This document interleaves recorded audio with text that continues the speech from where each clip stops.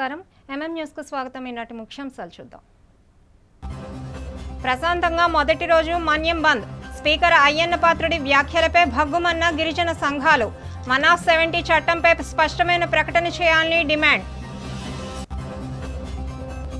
National information centre ఆధ్వర్యంలో సురక్షిత internet Divas. మోసాలకు గురికాకుండా సురక్షితంగా ఇంటర్నెట్ వినియోగంపై అవగాహన కార్యక్రమం.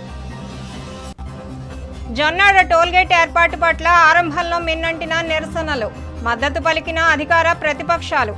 అనుకూల ఫలితం కానరాక అయోమయంలో ప్రజలు. వైసీపీకి ప్రజలు గుణపాఠం చెప్పినా ఆ పార్టీ నేతల బుద్ధి మారలేదని మెంటాడ మండల టీడీపీ నాయకులు విమర్శించారు. విజయనగరం జిల్లా మెంటాడ మండలం టీడీపీ కార్యాలయంలో నిర్వహించిన మీడియా సమావేశంలో టీడీపీ నాయకులు రెడ్డి ఎర్నాయుడు, జి ముసలినాయుడు, ఎస్ కృష్ణమూర్తి తదితరులు మాట్లాడారు. జగన్ అభివృద్ధి చేసుంటే ప్రజలు ఎందుకు ఆయన్ని దించేశారని ప్రశ్నించారు. మంత్రి సంధ్యారాణి వాస్తవాలు మాట్లాడితే మాజీ మంత్రి రాజన్న దొరకు ఉలికిపాటు ఎందుకని నిలదీశారు. ప్రజలు వైసీపీని మర్చిపోతున్న సమయంలో ఉనికి చాటుకునేందుకు ఆ పార్టీ నేతలు తాపత్రయపడుతున్నారని ఎద్దేవా చేశారు. మాట్లాడుతున్నారు కూడా ఆలోచన లేకుండా మాట్లాడే పరిస్థితిని మా మేడం గారు ఖండించారు. దాన్ని మీరు మరొకలా తీసుకోవాల్సిన అవసరం లేదని చెప్పి సందర్భంగా మిమ్మల్ని మేము అడుగుతా ఉన్నాం. నియోజకవర్గ స్థాయి చూసుకుంటే గత 5 సంవత్సరాల్లో మరి మా మెంటాడ మండలంలో మీరు ఎక్కడ అభివృద్ధి చేశారు? ఎక్కడైనా కనీసం ఒక రోడ్లు కానీ కాలువలు కానీ తీసే పరిస్థితి ఉందా? రోడ్డు వేసిన పరిస్థితి ఉందా? లైట్ల దగ్గర నుంచి అన్ని మొత్తం అంతా కూడా పూర్తిగా నిర్వీర్యం చేశారు. ప్రజలందరూ భయభ్రాంతులకు గురైపోయి ఇక ఇన్ని రకాల పథకాలు ఇచ్చినా కానీ వీళ్ళు మరి పనికిరారు, పరిపాలించడానికి పనికిరారని చెప్పి మిమ్మల్ని పక్కన పెట్టిస్తే ఇవాళ కూటమి ప్రభుత్వం వచ్చిన తర్వాత అద్భుతంగా మరి సంధ్యారాణి గారు మేడం గారు అయితే మంత్రి అయిన తర్వాత ఒక్క రోజు కూడా ఇంట్లో ఉండకుండా నిత్యం ప్రజల కోసం పారమ్మ కొండకు అవ్వచ్చు, లేకపోతే అక్కడ సాలూరులో నవ్వచ్చు, మక్కువలో నవ్వచ్చు, బ్రహ్మాండమైన రోడ్లు వేస్తున్నారు. దయచేసి అభివృద్ధికి సహకరిస్తానన్న మీరు అభివృద్ధికి సహకరించండి. అలాగని చెప్పి విమర్శలు చేసేటప్పుడు ఆమె చేసిన విమర్శ ఎంతవరకు కరెక్ట్ కాదని అనుకొని అప్పుడు చెప్పినా పర్వాలేదు తప్ప అనవసరంగా ఇలాంటి మాటలు మాట్లాడొద్దని చెప్పి మరొకసారి మిమ్మల్ని కోరుతూ. పార్వతీపురం మన్యం జిల్లాలో 48 గంటల నిరవధిక బంద్ ఆదివాసీ సంఘాల ఆధ్వర్యంలో కొనసాగుతోంది. పార్వతీపురం పట్టణంలో గల ప్రధాన రహదారిపై నిరసన ర్యాలీ నిర్వహించారు. 170 చట్టానికి పరిరక్షణ కల్పించాలని నినాదాలు చేశారు. ఈ మేరకు ప్రభుత్వం స్పష్టమైన హామీ ఇవ్వాలని డిమాండ్ చేశారు.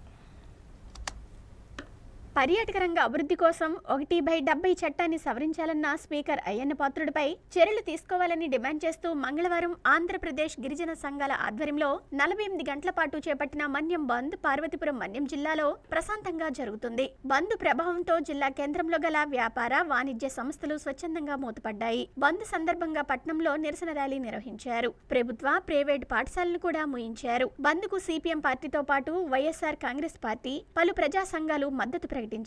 ఈ సందర్భంగా సిపిఎం నాయకులు ఎం కృష్ణమూర్తి మాట్లాడుతూ 1/70 చట్టం సవరణ చేయాలనటం ఆదివాసీ గిరిజన సంఘాలకు తీరని ద్రోహం చేయటమేనన్నారు. పర్యాటక కేంద్రాలను ఫ్రీ జోన్ చేయటం ద్వారా పెట్టుబడులకు అవకాశం కల్పించే దిశగా ఉన్న సాధ్యాసాధ్యాలను పరిశీలించాలని స్పీకర్ అయ్యన్న పాత్రుడు సూచనను తీవ్రంగా వ్యతిరేకిస్తున్నామన్నారు. అయితే అదే జరిగితే 1/70 చట్టం రక్షణ కోల్పోవలసి వస్తుందన్నారు. స్పీకర్ అయ్యన్న పాత్రుడు వెంటనే గిరిజనులకు బహిరంగ క్షమాపణ చెప్పాలని డిమాండ్ చేశారు. సీఎం చంద్రబాబు 1/70 చట్టంపై స్పష్టమైన హామీ ఇవ్వాలని డిమాండ్ చేశారు. లేకుంటే గిరిజనులతో కలిసి పెద్ద ఎత్తున పోరాటాలు చేస్తామని హెచ్చరించారు. ఈ కార్యక్రమంలో ఆదివాసీ ప్రజా సంఘాల నాయకులు పాల్గొన్నారు.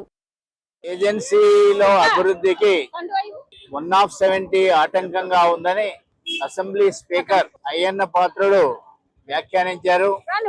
ఇది ఆయన ఉద్దేశపూర్వకంగా వ్యాఖ్యానించాడని చెప్పేసి మేము భావిస్తున్నాం. మరి అయ్యన్న పాత్రుడు వ్యాఖ్యానం తప్పు అయితే తెలుగుదేశం పార్టీ దాన్ని ఖండించాలి. ప్రతిపక్షంగా ఉన్నటువంటి వైసీపీ కూడా ఎందుకు ఖండించలేదని మేము ప్రశ్నిస్తున్నాం. 170 ఉంది కనుకే ఈ రోజు గిరిజన ప్రాంతాల్లో, ఏజెన్సీ ప్రాంతాల్లో గిరిజనుల దగ్గర భూమి ఉంది, ఎంతో కొంత వాళ్ళు జీవిస్తున్నారు. ఆ 170ని కానీ సవరిస్తే ఇక గిరిజన ప్రాంతంలో గిరిజనేతలందరూ కూడా తిష్టవేసి గిరిజనులు లేకుండా చేస్తారు. గిరిజనులకు ద్రోహం చేయాలని చెప్పి తెలుగుదేశం తలపెట్టింది. ఈ తెలుగుదేశం బీజేపీ కూటమి ఈ రోజు చేస్తున్న ఈ తప్పుడు విధానాలకు వ్యతిరేకంగా మన్యం బంద్ చేయాలని చెప్పేసి ఆదివాసీ సంఘాలన్నీ పిలిపించాయి. ఆదివాసీ సంఘాలకి మద్దతుగా ఈ రోజు మిగతా ప్రజా సంఘాలన్నీ కూడా ఈ రోజు ర్యాలీ నిర్వహించాయి. రేపు ఉదయం 6 గంటల నుండి సాయంత్రం 6 గంటల వరకు పార్వతీపురం మన్యం జిల్లా హెడ్ క్వార్టర్ కాబట్టి పార్వతీపురంతో సహా మన్యం జిల్లా అంతా కూడా బంద్ పాటిస్తామని చెప్పేసి తెలియజేస్తున్నాం. నులిపులుగ నివారణకు ప్రతి ఒక్కరూ తప్పకుండా ఆల్బెండజోల్ మాత్రలు వేసుకోవాలని పార్వతీపురం మన్యం జిల్లా వైద్య ఆరోగ్య శాఖ జిల్లా ప్రోగ్రాం అధికారి టి జగన్మోహన్ రావు సూచించారు. కురుపాం మండల కేంద్రంలో అంగన్వాడీ కేంద్రాలు, కేజీవీబీ పాఠశాలను సందర్శించిన ఆయన మాత్రల పంపిణీ తీరును పరిశీలించారు.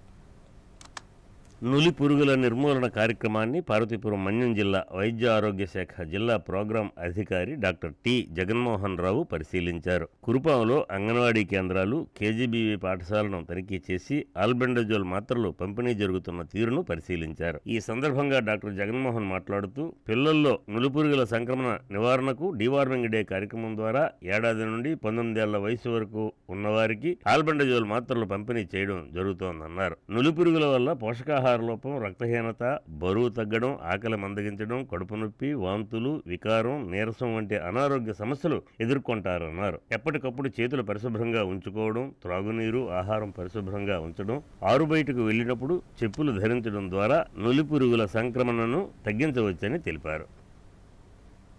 అయోధ్యలో బాలరాముణ్ణి ప్రతిష్ఠించిన తర్వాత భారతదేశంలో ఎన్నో మార్పులు చోటు చేసుకుంటున్నాయని అయోధ్య బాలరాముని ట్రస్ట్ అధ్యక్షులు కుసుమంచి సుబ్బారావు అన్నారు. విజయనగరం జిల్లా కేంద్రంలో ఆయన నివాసంలో నిర్వహించిన మీడియా సమావేశంలో ఆయన మాట్లాడారు. అయోధ్య రామ మందిరాన్ని ఆదర్శంగా తీసుకొని విజయనగరంలోని పూల్బాగ్ కాలనీ సమీపాన బాలరాముని ఆలయం నిర్మించాలన్నారు. హిందూ ధర్మ రక్షా సమితి రాష్ట్ర కార్యదర్శి నందివాడ వేణుగోపాలరావు మాట్లాడుతూ విజయనగరంలోని పూల్బాగ్లో సరస్వతి శిశుమందిరం ప్రాంగణంలో ఫిబ్రవరి 15న బాలరాముని దేవాలయం శంకుస్థాపన కార్యక్రమం అత్యంత వైభవంగా జరుగుతుందన్నారు. శంకుస్థాపన రోజున ఆధ్యాత్మిక ప్రవచనాలతో పాటు అన్న సమారాధన, సాయంత్రం అఖండ భజన కార్యక్రమం నిర్వహిస్తున్నామన్నారు. భక్తులందరూ ఆలయ శంకుస్థాపనలో పాల్గొని విజయవంతం చేయాలని పిలుపునిచ్చారు. ఈ సమావేశంలో రిటైర్డ్ తహసీల్దార్ మల్లికార్జునరావు, ఆర్య వైశ్య యువజన సంఘ ప్రెసిడెంట్ అరిశెట్టి సందీప్, అయోధ్య బాలరాముని ట్రస్ట్ సభ్యులు తదితరులు పాల్గొన్నారు. 5 లక్షల సంవత్సరాల నుండి విరోచితంగా పోరాటం చేస్తేనే ఈనాడు భారతదేశంలో అద్భుతమైన బాలరాముని ప్రతిష్ట చేయగలిసాం. మన పెద్దవాళ్ళని కూర్చోబెట్టి నేను కూడా ఇక్కడ రామ మందిరాన్ని, బాలరామ మందిరాన్ని నిర్మాణం చేద్దామని ఆలోచన వచ్చింది. ఇటువంటి తత్వ ఆలోచనలతోనే విజయనగరంలో మేము రామ నిర్మాణం చేస్తున్నాం. రామతత్వాన్ని తీసుకెళ్ళాలి అంటే మేము గాయత్రి మాత మందిరం కూడా నిర్మాణం చేస్తాం. ఇటువంటి ఆలోచనతోనే ఇచ్చిన భవ్యమైన బాలరామ మందిరం, గాయత్రి మందిరం ఎన్నో నిర్మిస్తున్నాం. నమస్కారం. విజయనగరం జిల్లాలో రైతులు ఖరీఫ్ వరి పంట తర్వాత ప్రధానంగా మామిడిపైనే ఆధారపడతారు. కొన్నాళ్లుగా మామిడి దిగుబడులు దిగజారుతున్నా ఈ ఏడాది అయినా ఆశాజనకంగా ఉంటాయనుకున్నారు. ఇటీవల కురిసిన వర్షాలతో భూమిలో తేమ శాతం పెరగడం, విపరీతంగా మంచు కురుస్తుండటంతో మామిడికి ప్రతికూల పరిస్థితులు దాపురించాయని రైతులు ఆందోళన చెందుతున్నారు. మామిడి, జీడికి మంచు దెబ్బ తగులుతోంది. కొద్ది రోజులుగా దట్టంగా కురుస్తున్న మంచుతో పూత మాడిపోతోంది. సాధారణంగా మామిడి పంటకు డిసెంబరు, జనవరి నెలల్లో పూత వస్తుంది. ఈ ఏడాది ఆరంభం నుంచి తీవ్రమైన పొగమంచు కురియడంతో పూత మసిబారి నాశనం అవుతోంది. దీంతో ఈ ఏడాది పూర్తిగా పంట నష్టపోవాల్సి వస్తుందని రైతులు ఆందోళన చెందుతున్నారు. విజయనగరం జిల్లాలో సుమారు 30,000 హెక్టార్లలో మామిడి తోటలు ఉన్నట్లు రికార్డులు తెలియజేస్తున్నాయి. సాధారణంగా నవంబర్ నుంచి జనవరి వరకు మామిడి పూత వస్తుంది. ప్రస్తుతం రసాలు, పనుకులు, సువర్ణరేఖ రకాలకు సంబంధించి పూత పూసింది. మరికొన్ని రకాలు పూతకు వచ్చే దశలో ఉన్నాయి. గత ఏడాది డిసెంబర్లో వర్షాల కారణంగా కొంత పూత రాలిపోయింది. పూతరాని చెట్లు సైతం మరింత ఆలస్యం అవుతుండటంతో రైతుల్లో ఆందోళన కనిపిస్తోంది. ఇటీవలి కాలంలో కురుస్తున్న మంచు ప్రభావంతో పూత మాడిపోయి నేల రాలిపోతోంది. దట్టమైన మంచు ప్రభావంతో కొన్ని చోట్ల చిన్న చిన్న మామిడి పిందెలు సైతం నేల రాలిపోతుండటంతో రైతులు ఆవేదన వ్యక్తం చేస్తున్నారు. తెల్లవారుజాము నుంచి అధికంగా కురుస్తున్న మంచుతో పాటు పగటిపూట ఉష్ణోగ్రతలు పెరగడంతో మామిడి పూత పిందెలపైన తామర పురుగు ఆశిస్తోంది. దీంతో పాటు తెగులు సోకి మామిడి పంటలు దెబ్బతింటాయని రైతులు ఆందోళన చెందుతున్నారు. దీనిపై జిల్లా ఉద్యాన ఉద్యాన శాఖ సాంకేతిక అధికారి దీప్తి మాట్లాడుతూ జిల్లాలో డిసెంబర్లో కురిసిన వర్షాల కారణంగా తొలిదశలో వచ్చిన మామిడి పూత దెబ్బతిన్నదని, వర్షాల అనంతరం మలిదశలో వచ్చిన పూత ఆశాజనకంగా ఉందని అన్నారు. పూత నిలుపుకొని పిందె గట్టిపరుచుకునే విధంగా రైతులకు సూచనలు చేస్తున్నామన్నారు. దీనికి సంబంధించి గ్రామస్థాయి నుంచి రైతులకు అవగాహన కల్పిస్తున్నామని తెలిపారు. ఇప్పుడు మంచు కారణంగా బూడిద కూడా కనిపిస్తోందని, పాటించాల్సిన జాగ్రత్తలు, పురుగుమందుల వివరాలతో అవగాహన కల్పిస్తున్నామని, మండల స్థాయిలో ఉద్యాన శాఖ అధికారిని రైతులు సంప్రదించవచ్చని తెలిపారు. మన జిల్లాలో 30,800 హెక్టార్లలో మామిడి అనేది సాగులో ఉంది. అందులో 80% వరకు కూడా ప్రొడక్షన్ స్టేజ్లో ఉంది. డిసెంబర్ మాసంలో మనకు వర్షాలు ఎక్కువగా కురవటం వలన ఎవరైతే రైతులు కల్తారు వేసి ఉన్నారో ఆ తోటలన్నీ కూడా ముందుగా ఫ్లవరింగ్ వచ్చున్నాయి. ఆ వర్షం వలన ఆ ఫస్ట్ వచ్చిన ఫ్లవరింగ్ అంతా కూడా చాలా వరకు దెబ్బతినింది. గత నెలలో ఎక్కువగా కురిచిన మంచు వలన, అలాగే ఇప్పుడిప్పుడు టెంపరేచర్స్ ఎక్కువ రైజ్ అవటం వలన కొంతవరకు తామర పురుగులు, అలాగే హాపర్స్ ఎక్కువ కూడా మనకి ఇప్పుడిప్పుడు కనిపిస్తున్నాయి.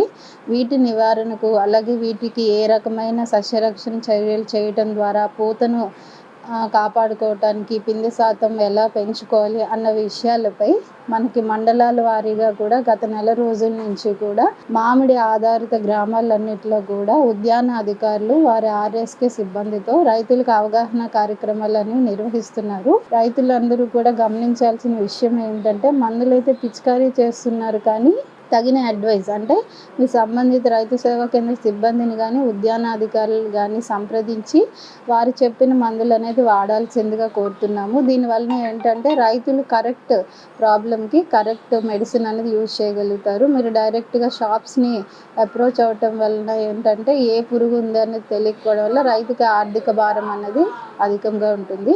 అదేవిధంగా డిపార్ట్మెంట్ ద్వారా కూడా ఈ వచ్చిన కాయలు అంటే ఇప్పుడు మీరు పిందెలు నిమ్మకాయ సైజు నుంచి కోడిగుడ్డు సైజు మధ్యలో ఉన్నప్పుడు ఈ పురుగులు బారిన పడకుండా కాయ నిలబడటానికి ఫ్రూట్ కవర్స్ అంటే కాయ తొడుగులు అన్నది స్కీమ్ అందచేయుచున్నారు.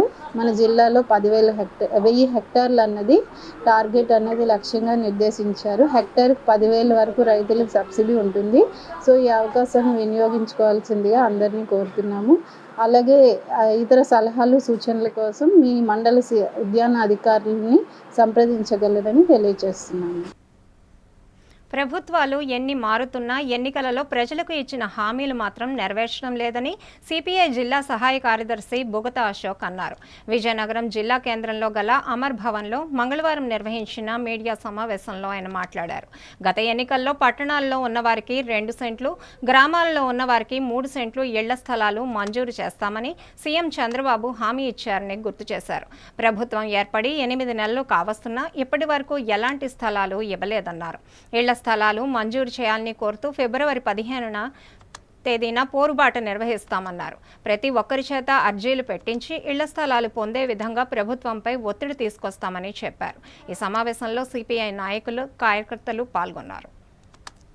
భారత కమ్యూనిస్టు పార్టీ సిపిఐ రాష్ట్ర వ్యాప్తంగా ఇల్లు లేని నిరుపేదలకి ఇంటి స్థలం ఇవ్వాలని, అలాగే గత ప్రభుత్వం ఇచ్చినటువంటి 1 సెంటు పట్టణ ప్రాంతాల్లో 1 సెంటు ఇంటి స్థలం, గ్రామీణ ప్రాంతాల్లో 1.5 సెంటు ఇంటి స్థలం సరిపోదు కాబట్టి ఆ ఇంటి స్థలం ఆ స్థలాల మాదిరి ప్లేస్ లో పట్టణ ప్రాంతాల్లో 2 సెంట్లు, గ్రామీణ ప్రాంతాల్లో 3 సెంట్లు ఇంటి స్థలంగా మార్చి కొత్త పట్ట ఇవ్వాలని చెప్పి వీళ్ళ సిపిఐ డిమాండ్ చేస్తుంది. అలాగే ఇంటి నిర్మాణం కోసం 5 లక్షల రూపాయలు రాష్ట్ర ప్రభుత్వం ఇవ్వాలని, అలాగే టిట్కో ఇల్లు ఇంతవరకు లబ్ధిదారులకి ఇవ్వనటువంటి టిట్కో ఇల్లు ఇంకా మిగతా వాళ్ళకి ఇవ్వాలని, ఆ టిట్కో ఇల్లు జగనన్న కాలనీస్ లో ఉన్నటువంటి కొన్ని మౌలిక సదుపాయాలు, రోడ్ల నిర్మాణం, విద్యుత్ లైట్లు, అలాగే మంచినీటి సరఫరా, డ్రైనేజీ నిర్మాణం కూడా పూర్తి చేయాలని ఇవాళ సిపిఐ డిమాండ్ చేస్తుంది. రాష్ట్ర ప్రభుత్వం, కూటమి ప్రభుత్వం ఎన్నికల ముందు చంద్రబాబు నాయుడు గారు ఎన్నికల ప్రచార సభల్లో గత ప్రభుత్వం ఇచ్చినటువంటి 1 సెంటున్నర భూమి ఏమాత్రం సరిపోదు ఇంటి నిర్మాణానికి, మా కూటమి ప్రభుత్వం అధికారంలోకి వస్తే ఖచ్చితంగా అవి మార్పు చేస్తాం, కొత్త పట్టాలు ఇస్తామని మీరే హామీ ఇచ్చి ఇవాళ అధికారంలోకి వచ్చి 8 మాసాలు కావస్తుంది. ఇంతవరకు దానిపైన ఎలాంటి చర్యలు, ఎలాంటి ఆలోచన చేయడం అనేటటువంటి పరిస్థితి కనబడుతుంది. ఇవాళ కూటమి ప్రభుత్వాన్ని సిపిఐగా మేము అడుగుతున్నాం, పట్టణ ప్రాంతాల్లో మీరు ఇస్తా ఉన్నటువంటి 2 సెంట్లు భూమిని మార్చి ఇంటి పట్టాన్ని మార్చి, అలాగే గ్రామీణ ప్రాంతాల్లో 3 సెంట్లుగా మార్చి కొత్తగా ఇంటి పట్టా ఇవ్వాలని సిపిఐగా మేము డిమాండ్ చేస్తున్నాం. కాసేపు విరామం.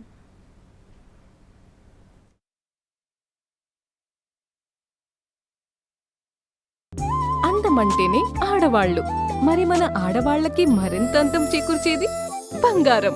బంగారం కొనడం సులభమే, కానీ నాణ్యమైన బంగారం కొనడం అంత ఈజీ కాదు. సంప్రదాయమైన కలెక్షన్స్, నాణ్యమైన ఆభరణాలు, సామాన్యుడికి కూడా అందుబాటైన ధరలు, నమ్మకమైన పేరు, అది మన ధనలక్ష్మి జ్యువెలర్స్. మా బామ్మ ఎప్పుడు చెప్పేది, ఒక్కసారి ధనలక్ష్మి జ్యువెలర్స్ లో బంగారం కొంటే మళ్ళీ మళ్ళీ కొంటూ ఉంటామని. ధనలక్ష్మి జ్యువెలర్స్, డాబా తోట, ఎంజీ రోడ్, విజయనగరం.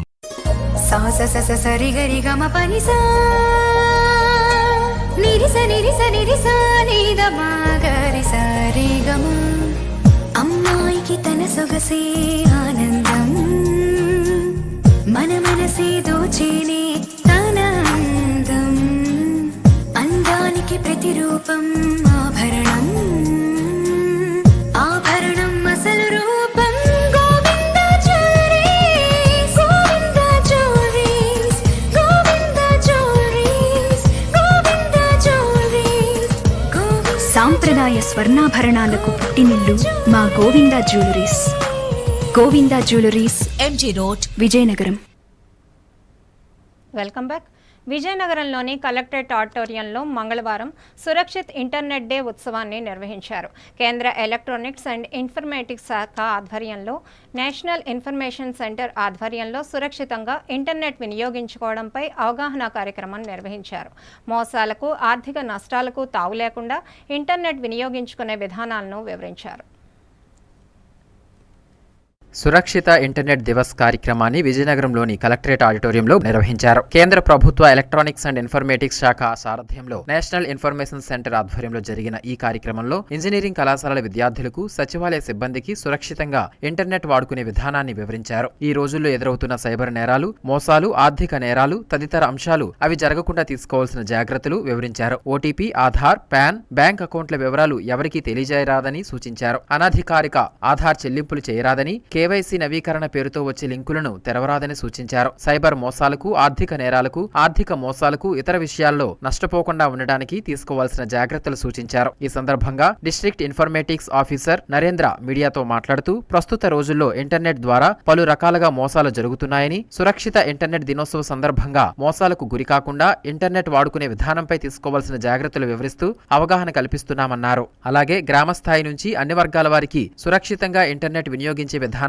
అవగాహన కార్యక్రమాలు నిర్వహించాలని నిర్ణయించామన్నారు. ఈ కార్యక్రమంలో assistant district informatics officer Subrahmanyam, పలు కళాశాల విద్యార్థులు, ఉద్యోగులు తదితరులు పాల్గొన్నారు.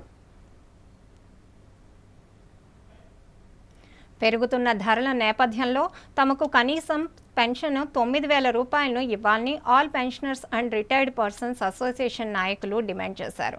అలాగే ఉచిత వైద్య సదుపాయం, రైల్వే ప్రయాణంలో రాయితీ ఇవ్వాలని కోరారు. ఈ మేరకు విజయనగరం జిల్లా కేంద్రంలోని పీఎఫ్ ఆఫీస్ వద్ద పెన్షనర్స్ ఆందోళన చేపట్టారు.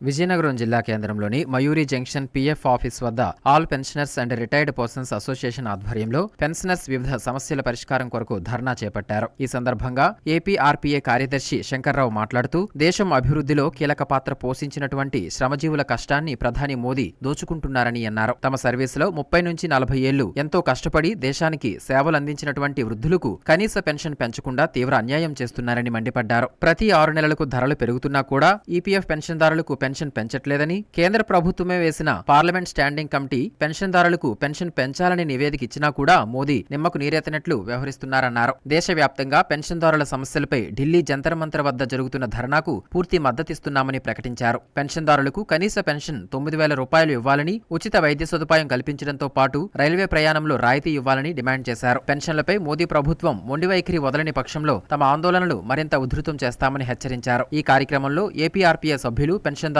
తదితరులు పాల్గొన్నారు. విజయనగరంలో శ్రీ వెంకటేశ్వర స్వామివారి బ్రహ్మోత్సవాలు అంగరంగ వైభవంగా జరుగుతున్నాయి. విజయనగరంలోని వివేకానంద కాలనీలో గల శ్రీ వెంకటేశ్వర స్వామి ఆలయం, శ్రీనివాస ధ్యాన మందిరంలో బ్రహ్మోత్సవాల భాగంగా నిర్వాహకులు వేద పండితుల ఆధ్వర్యంలో సుదర్శన నరసింహ హవనాన్ని నిర్వహించారు. పెద్ద సంఖ్యలో భక్తులు బ్రహ్మోత్సవాల్లో పాల్గొని స్వామివారిని దర్శించుకొని మొక్కులు చెల్లించుకుంటున్నారు. విజయనగరంలోని వివేకానంద కాలనీ శ్రీ వెంకటేశ్వర స్వామి ఆలయం శ్రీ శ్రీనివాస ధ్యాన మందిరంలో బ్రహ్మోత్సవాలు అంగరంగ వైభవంగా జరుగుతున్నాయి. స్వామివారికి ప్రతిరోజు విశేష పూజా కార్యక్రమాలు నిర్వహిస్తున్నారు. ఉత్సవాలలో భాగంగా మంగళవారం సుదర్శన నరసింహ హవనాన్ని నిర్వహించారు. అలాగే సాయంత్రం ధూపోత్సవం చేశారు. పరిసర ప్రాంతాల నుంచి భక్తులు పెద్ద ఎత్తున ఈ కార్యక్రమంలో పాల్గొని స్వామివారిని దర్శించి పూజలు నిర్వహించారు. బుధవారం శ్రీ చక్రతీర్థం నిర్వహణకు ఏర్పాటు చేశారు. అలాగే ద్వాదశ ఆరాధనలతో శ్రీ పుష్ప యాగాన్ని నిర్వహించడానికి ఏర్పాట్లు చేశారు. ఈ కార్యక్రమాలతో బ్రహ్మోత్సవాలు ముగుస్తాయి. ఆలయ పూజారి అద్దంకి అప్పలాచార్యులు మాట్లాడుతూ బ్రహ్మోత్సవాలలో ప్రతిరోజు ప్రత్యేక పూజలు, విశేష కార్యక్రమాలు నిర్వహించామన్నారు. పెద్ద సంఖ్యలో భక్తులు పాల్గొని అమ్మవారిని దర్శించుకున్నారని పేర్కొన్నారు. బ్రహ్మోత్సవాలలో చివరి ఘట్టాలైన శ్రీచక్ర తీర్థోత్సవం, ద్వాదశ ఆరాధనలు, శ్రీ పుష్పయాగం కార్యక్రమాల్లో భక్తులు పెద్ద సంఖ్యలో పాల్గొని స్వామివారి కృపకు పాత్రులు కావాలని కోరారు.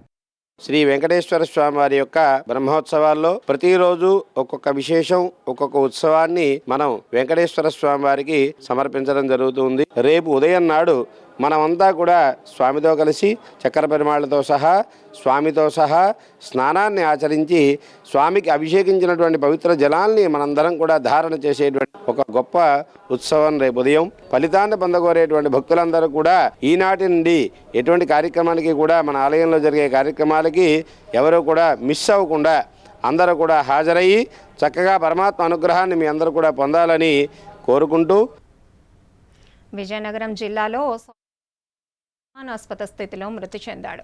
తర్లాం మండలం నెమలాం గ్రామానికి చెందిన కె ప్రసాద్ మంగళవారం వేకువజామున నెమలాం బూర్జవలస రహదారి మీద బెగతజీవిగా పడి ఉన్నాడు. సమాచారం అందుకున్న పోలీసులు ఘటనా స్థలానికి చేరుకొని దర్యాప్తు చేపట్టారు. విజయనగరం జిల్లా తర్లాం మండలం నెమలాం గ్రామానికి చెందిన సాఫ్ట్వేర్ ఉద్యోగి కె ప్రసాద్ అనుమానాస్పద స్థితిలో మృతి చెందాడు. సోమవారం రాత్రి ఇంటి నుంచి బయటికి వెళ్లిన ప్రసాద్ ఇంటికి తిరిగి రాలేదు. మంగళవారం తెల్లవారేసరికి నెమలాం బోర్జవలసకు మధ్యలో విగతజీవిగా పడి ఉన్నాడు. ఇది గమనించిన స్థానికులు కుటుంబ సభ్యులకు పోలీసులకు సమాచారం అందించారు. ప్రసాద్ మృతదేహాన్ని చూసిన కుటుంబ సభ్యులు కన్నీరు మున్నీరుగా విలపించారు. సంఘటనా స్థలానికి చేరుకున్న పోలీసులు మృతదేహాన్ని పరిశీలించారు. పక్కనే బైక్ పడి ఉండటం, రోడ్డు మధ్యలో ప్రసాద్ పడిపోయి ఉండటంతో ప్రమాదం జరిగిందా అని అనుమానాలు వ్యక్తం చేశారు. అలాగే చేతులు, ముఖం మీద గాయాలు కావడం, తీవ్ర రక్తస్రావం కావడంతో ఎవరైనా హత్య చేసి రహదారి ప్రమాదంగా చిత్రీకరించారా అన్న కోణంలో కూడా పోలీసులు దర్యాప్తు చేపట్టారు. డాగ్ స్క్వాడ్స్, క్లూస్ టీమ్ ఆధారాలు సేకరించారు. జరిగిన ఘటనపై అనుమానాస్పద మృతిగా కేసు నమోదు చేసి దర్యాప్తు చేస్తున్నామని తెర్లాం సబ్ ఇన్స్పెక్టర్ తెలిపారు. విజయనగరం జిల్లాలో గల ఓ ప్రధాన సమస్యపై ఏకంగా 26 ప్రజా సంఘాలు ఐకమత్యంగా ఉద్యమించాయి.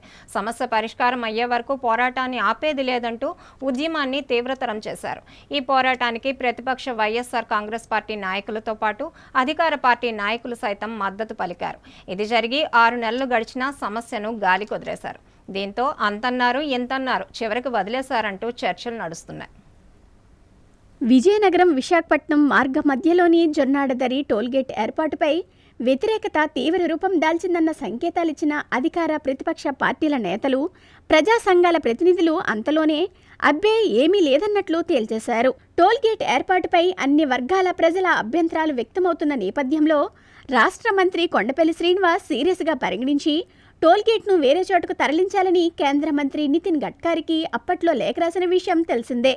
అదేవిధంగా గత ఏడాది జులైలో ఏకంగా 26 సంఘాలకు చెందిన ప్రతినిధులు రోడ్డుపై బైఠాయించి టోల్గేట్కు వ్యతిరేకంగా నిరసనలు తెలిపిన వైనం విదితమే. ఈ నిరసన కార్యక్రమంలో అధికార పార్టీకి చెందిన విజయనగరం ఎమ్మెల్యే పూసపాటి అదితి విజయలక్ష్మి గజపతిరాజు, ప్రతిపక్ష వైసీపీకి చెందిన ఎమ్మెల్సీ డాక్టర్ పెనుమత్స సురేష్ బాబుతో పాటు ఉత్తరాంధ్ర ఉపాధ్యాయ ఎమ్మెల్సీ పాకల్పాటి రఘువర్మ పాల్గొని తమ సంఘీభావం తెలిపిన వైనం మర్చిపోయిన విషయమూ కాదు.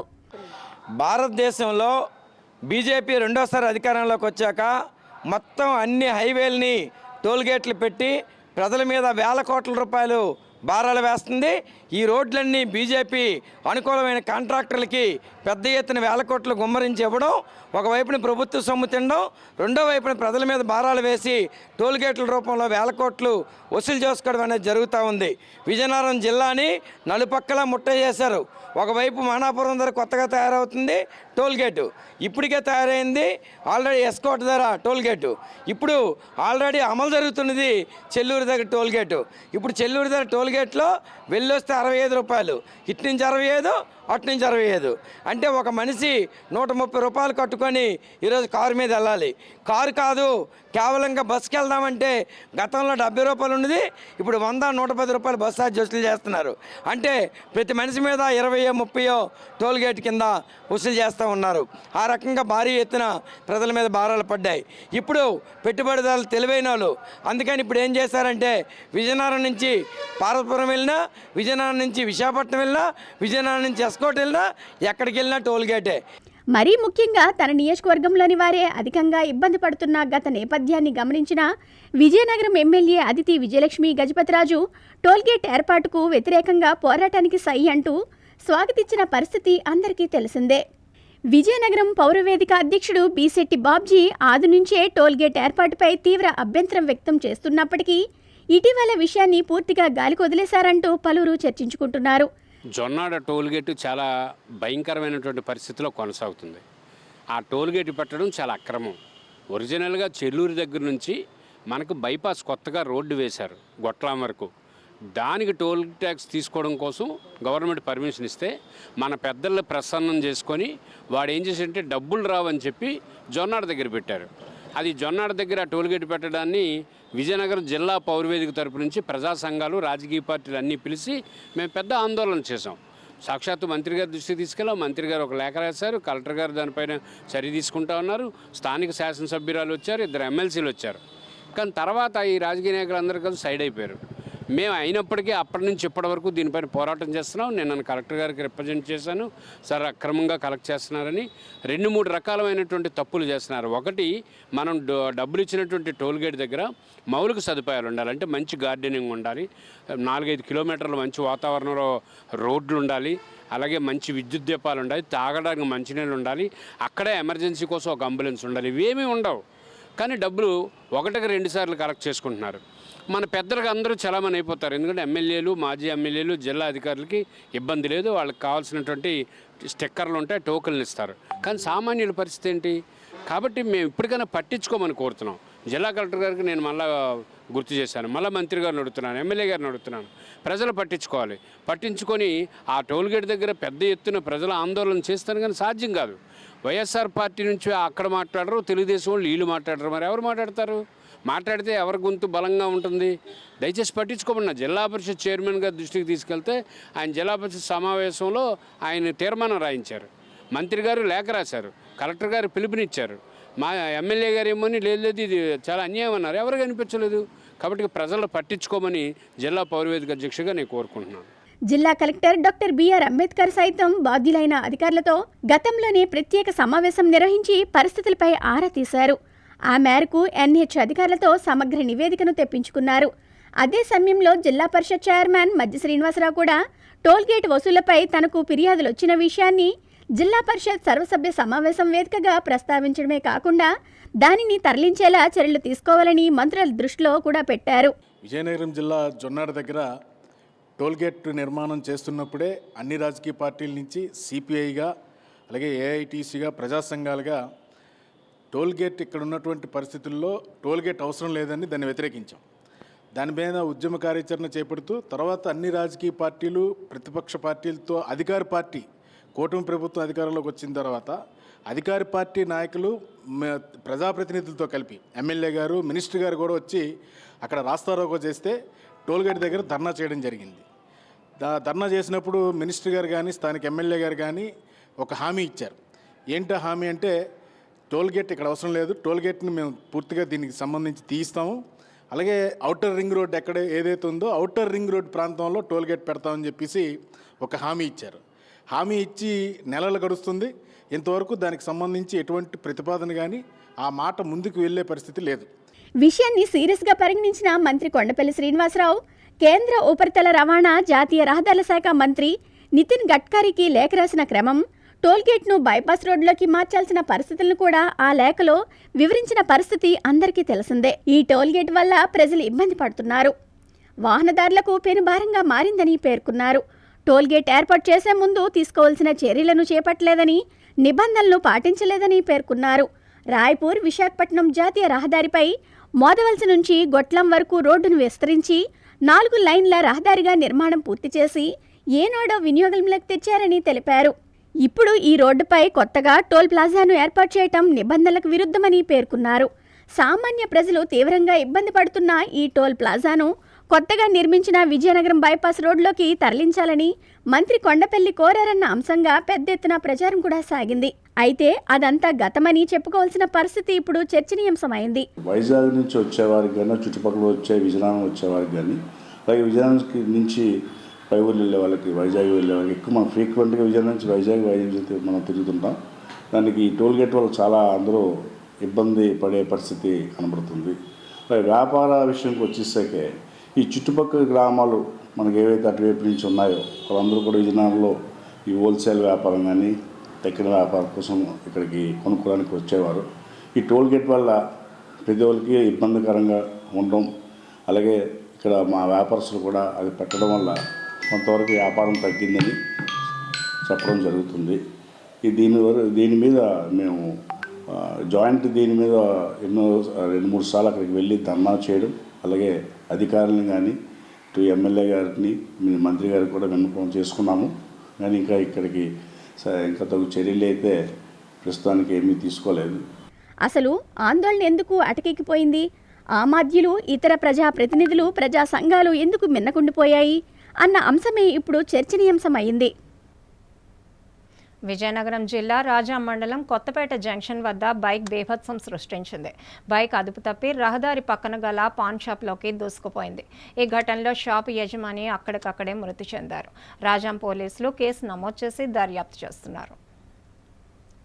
విజయనగరం జిల్లా రాజా మండలం కొత్తపేట జంక్షన్ వద్ద రోడ్డు పక్కన ఉన్న పాన్ షాప్లోకి బైక్ దూసుకెళ్లింది. ఈ ఘటనలో షాపు యజమాని బందర మాధవరావు అక్కడికక్కడే మృతి చెందాడు. సమాచారం మేరకు పోలీసులు ఘటనా స్థలానికి చేరుకుని మృతదేహాన్ని ఆసుపత్రికి తరలించారు. కాగా కొత్తపేటలో విషాద ఛాయలు అలుముకున్నాయి. మృతుడికి భార్య, 3 పిల్లలు ఉన్నారు. బైక్ పై ప్రయాణిస్తున్న వ్యక్తికి తీవ్ర గాయాలు కావడంతో రాజాం ఏరియా ఆసుపత్రికి తరలించి చికిత్స అందిస్తున్నారు. విజయనగరం జిల్లా పోలీస్ స్టేషన్లో ఈ నెల 2వ తేదీన నమోదైన దొంగతనం కేసును పోలీసులు ఛేదించారు. విజయనగరం జిల్లా పోలీస్ కార్యాలయంలో నిర్వహించిన మీడియా సమావేశంలో జిల్లా ఎస్పీ బకుల్ జిందాల్ కేసు వివరాలను వెల్లడించారు. బొబ్బిలి పట్టణంలో నివాసం ఉంటున్న బంగారం వ్యాపారి గ్రంథి రవికుమార్ ఇచ్చిన ఫిర్యాదు మేరకు కేసు నమోదు చేసి దర్యాప్తు నిర్వహించామన్నారు. బొబ్బిలి పట్టణంలో నివాసం ఉంటున్న పెంకి శ్రీనివాసరావు, బత్తుల సర్వేశ్వరరావులు పేకాట ఆడుతూ లక్షల్లో అప్పులు పాలయ్యారని తెలిపారు. ఈ నేపథ్యంలో పాత నేరస్తుడైన సీతానగరం మండలానికి చెందిన పోలా భాస్కర్ రావుతో కలిసి ఈ నెల 1వ తేదీన రాత్రి గ్రంథి రవికుమార్ నివాసంలో సుమారు 45 తులాల బంగారం, కొంత నగదు దొంగతనం చేశారని ఎస్పీ తెలిపారు. మరో పాత నేరస్తుడు ముద్దాడ నరసింగరావుతో కలిసి బంగారు కడ్డీలుగా మార్చడానికి ప్రయత్నిస్తుండగా బొబ్బిలి పోలీసులు వారిని అదుపులోకి తీసుకున్నారని తెలిపారు. ఒక వ్యక్తి పరారీలో ఉండగా మిగిలిన 3 అరెస్టు చేసి వారి వద్ద నుండి 45 తులాలు బంగారాన్ని స్వాధీనం చేసుకున్నామని ఎస్పీ బకుల్ జిందాల్ తెలిపారు. కేసు దర్యాప్తులో ప్రతిభ చూపిన సిబ్బందికి ప్రశంసా పత్రాలు అందించి అభినందించారు. బొబ్బిలి టౌన్ పోలీస్ స్టేషన్ పరిధిలో చిన్న బజార్ మెయిన్ రోడ్ దగ్గర ఫిబ్రవరి రాత్రి 1, 2 మధ్యలో ఒక దొంగతనం జరిగింది. ఆ దొంగతనంలో Sai Krishna jeweller shop owner సంబంధించి ఇంట్లో రాత్రి కొంతమంది చోరబడి 45 తులాస్ గోల్డ్ దొంగతనం చేయడం జరిగింది. సతీష్ కుమార్ టౌన్ ఇన్స్పెక్టర్ గారి ఆధ్వర్యంలో ఇది ఒక సవాల్గా తీసుకొని ఈ కేసులో ఇన్వెస్టిగేషన్ చేయడం జరిగింది. ఈ రోజు ఈ కేసు సంబంధించి 3 ముద్దాయిలను అరెస్ట్ చేయడం జరిగింది. వాళ్ళ దగ్గర నుంచి 45 తులాస్ మొత్తం ప్రాపర్టీ రికవర్ చేయడం జరిగింది. దీంట్లో 4 కలిసి ఈ దొంగతనం చేయడం జరిగింది. ఒక ముద్దాయి వచ్చి ఇంటి తాళం బ్రేక్ చేసి లోపలికి ఎంటర్ అయ్యాడు. అతను పోలా భాస్కర్ రావు. అతను ఇంకా అబ్స్కాండింగ్లో ఉన్నాడు. అతనికి సహకరించిన అతనితో పాటు ప్లాన్ చేసి ఈ అంతా చేసిన 3 ముద్దాయిలని ఈరోజు అరెస్ట్ చేయడం జరిగింది. దాంట్లో A2 Pinky Srinivasarao, A3 Battula Sarveswara Rao, A4 Muddada Narasingarao. ఇక వార్తలు ముగించే ముందు ముఖ్యాంశాలు మరోసారి చూద్దాం. ప్రశాంతంగా మొదటి రోజు మన్యం బంద్. స్పీకర్ అయ్యన్న పాత్రుడి వ్యాఖ్యలపై భగ్గుమన్న గిరిజన సంఘాలు. 170 చట్టంపై స్పష్టమైన ప్రకటన చేయాలని డిమాండ్. నేషనల్ ఇన్ఫర్మేషన్ సెంటర్ ఆధ్వర్యంలో సురక్షిత ఇంటర్నెట్ దివస్. మోసాలకు గురికాకుండా సురక్షితంగా ఇంటర్నెట్ వినియోగంపై అవగాహన కార్యక్రమం. జొన్నాడ టోల్గేట్ ఏర్పాటు పట్ల ఆరంభంలో మిన్నంటిన నిరసనలు, మద్దతు పలికిన అధికార ప్రతిపక్షాలు, అనుకూల ఫలితం కానరాక అయోమయంలో ప్రజలు. వార్తలు సమాప్తం. చూస్తూనే ఉండండి MM న్యూస్.